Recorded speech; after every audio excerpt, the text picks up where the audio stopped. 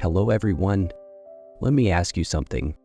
Have you ever wanted to start something but stopped yourself because you thought it was too late? Too late to learn, too late to change, too late to begin again. Not because you cannot do it, but because time feels heavier now. Today's story is not about success. It is about the quiet fear that keeps us waiting while life keeps moving.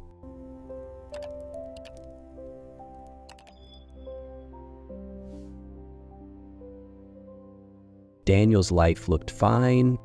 From the outside, he had a job, a small apartment, a routine that worked. Nothing was falling apart. Every morning, he woke up, checked his phone, and prepared for the day. The same streets, the same faces, the same conversations. People asked, "How are you doing?" Daniel always answered, "I'm okay." And it was true. He was not unhappy, but he was not moving either. In the quiet moments, usually at night, a strange feeling appeared.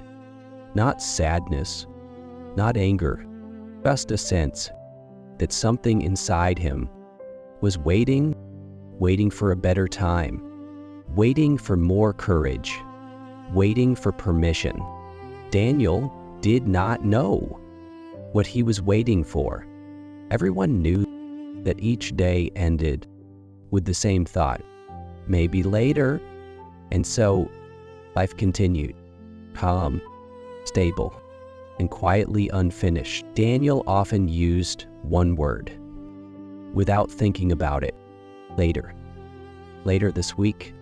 Later next month. Later when things feel right.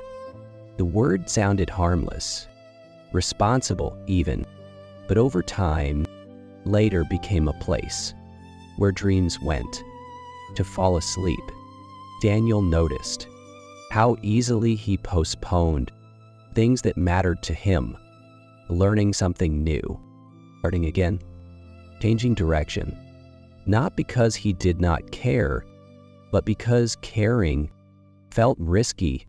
Every time the thought appeared, another thought followed quickly. Isn't it too late for this now? The question did not hurt, at least not at first. It felt logical, reasonable. Daniel never challenged it. He accepted it, the way people accept weather, something outside their control. And slowly, without realizing it, he began to live as if time was no longer on his side.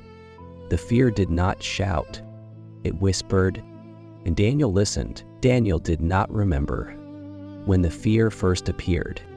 It did not arrive suddenly and grew quietly from small moments. And friend who succeeded early, a comment that sounded harmless, a voice saying, "You should have started sooner." At first, Daniel ignored it, but the voice returned again and again, until one day, it sounded like his own. He noticed how easily he said, later this year, later when things are calmer, later when he feels ready. But ready never came, and slowly, later changed its meaning. It no longer meant patience. It meant avoidance. Daniel began to believe that time was against him, that the door had closed, not because he tried and failed, but because he never touched the handle at all. That belief stayed inside him, quiet, heavy, and every time he felt the urge to move forward, the same thought whispered back, "You're already too late." Daniel did not argue with it.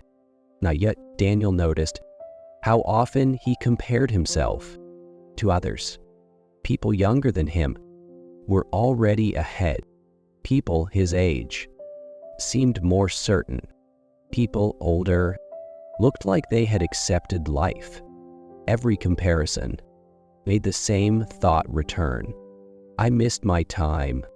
But one afternoon, while sitting alone, Daniel realized something quietly. He never compared beginnings. He only compared results. He never saw how unsure others were when they started. He never saw their fear, their doubt, their hesitation. He only saw the distance between them and where he stood, and that distance felt heavy. Daniel understood then that comparison was not showing him truth. It was only showing him where he refused to begin.